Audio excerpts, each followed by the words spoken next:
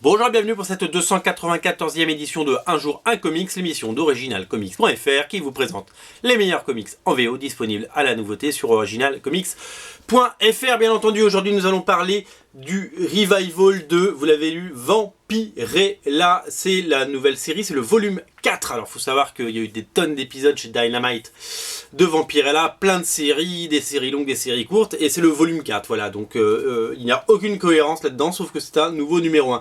Vous avez peut-être déjà acheté le numéro 0, ou peut-être que vous ne l'avez pas encore acheté et ce sera peut-être l'occasion. Le numéro 0 ne coûtait que 25 cents. Et, il reste plein sur originalcomics.fr. Et le numéro 1, il y a une magnifique couverture de J. Scott Campbell. Voilà, donc pareil, on a décidé d'en prendre plein parce que c'est J. Scott Campbell et c'est surtout que c'est pas une variante, c'est une couverture à prix normal. Donc je crois qu'a priori c'est 4 €, 4 $, si je dis pas de bêtises. Et voilà, donc c'est un très beau dessin de Campbell comme d'habitude. Alors, au scénario, je demande Paul Cornell, très connu pour avoir notamment, il a fait quoi? Il a fait du Wolverine notamment avec Alan Davis.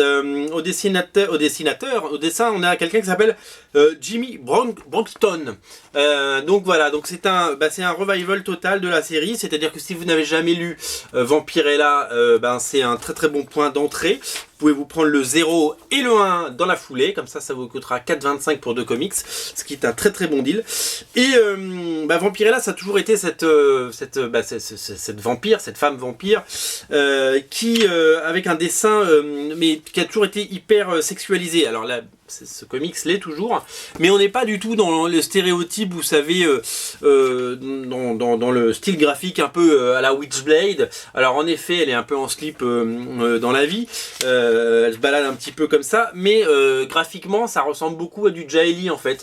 C'est très épuré et très joli, et c'est surtout hyper travaillé. Et on s'attendait pas à ça en ouvrant Vampirella, et on est hyper agréablement surpris parce que ce Broxton il dessine vachement bien et c'est hyper agréable à suivre. Donc je vais pas vous montrer la fin pour pas vous spoiler, mais c'est vraiment hyper soigné. Regardez, voilà le détail des cases, c'est vraiment une très belle curiosité et je vous invite vraiment à jeter un œil dessus parce que c'est vraiment une petite pépite. Voilà. Numéro 1 à 0,25, numéro 0 à 0,25, numéro 1 à prix normal, une couverture de Campbell, ça ne se refuse pas.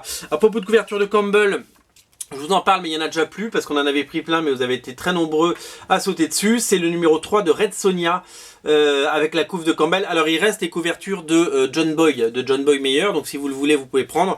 Série étonnante, scénarisée par Amichu et dessinée de main de maître par quelqu'un qui s'appelle Carlos Gomez dans un style absolument génial. L'histoire est absolument superbe, donc le numéro 0 est également un numéro à 0,25, puis les autres sont à prix normal. Moi je suis assez fan de l'idéologie et de la mythologie de Red Sonja parce que je trouve que c'est sympa, cette guerrière rousse qui se balade avec son bikini en ferraille. Je trouve ça vachement bien, et là ils ont décidé de la transposer comme vous pouvez le voir dans le Manhattan de nos jours, et donc elle doit s'adapter. Il y a un petit côté Les Visiteurs en Amérique, mais c'est vachement bien, c'est hyper frais, c'est vachement bien dessiné, c'est vraiment une série que j'adore. Et je vais vous donner un petit scoop si vous êtes arrivé à 3 minutes 44.